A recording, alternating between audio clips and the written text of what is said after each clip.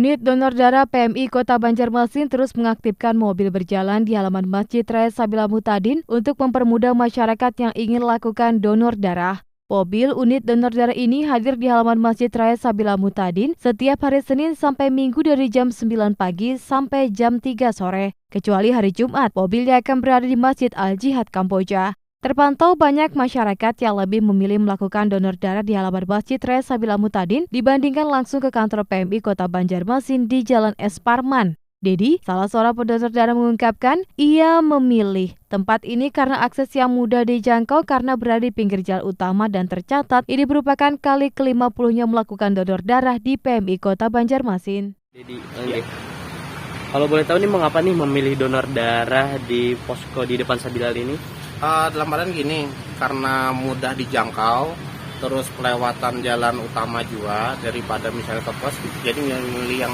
lebih terdekat lah, artinya buat kita donor darah di sini dan memudahkan buat parkir. Per hari ini tercatatnya 50 kali untuk donor darah udah di PMI.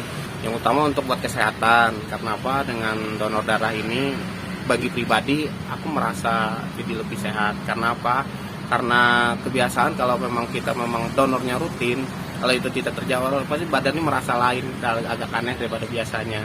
Jadi dengan donor darah di samping itu tubuh sehat, darah kita lebih fresh, lebih segar lagi. Dalam sehari, posko ini dapat menerima sekitar 30 kantong darah dengan berbagai macam golongan darah. Dengan rincian golongan darah olah yang paling banyak diterima, sedangkan yang paling sedikit diterima adalah golongan darah AB. Kalau di Sabila rata-rata per hari biasanya 30 kantong. Kalau dari PMI sih nggak ada target, Pak. Sesuai jam kerja aja kan. Biasanya paling banyak paling sedikit AB biasanya. Kalau sekarang sudah bagus antusias masyarakat, Mbak, untuk donor darah. Sudah banyak yang sadar akan ini manfaat dari donor darah. Kalau harapannya sih, kalau takut coba aja dulu, dilihat dulu Kak. Kalau misalnya ada teman atau keluarga yang donor, boleh dilihat dulu supaya ini nggak mengurangi rasa takutnya, soalnya kan biasanya takut sama jarum, katanya besar. Nanti lihat sendiri loh, kalau pengambilan donor darah jarumnya masuk sedikit aja, nggak semuanya. Sementara itu berdasarkan data di awal 2022, kebutuhan darah di Banjarmasin cukup tinggi. Dalam sehari, UDD PMI Banjarmasin mengklaim bisa menyuplai sekitar 200 kantong darah. Kalau sampai saat ini kebutuhan darah untuk melayani Kota Banjarmasin dengan 14 rumah sakit dan klinik itu sekitar 200 kantong per hari. Nah, sejauh ini kita masih bisa untuk memenuhi kebutuhan itu.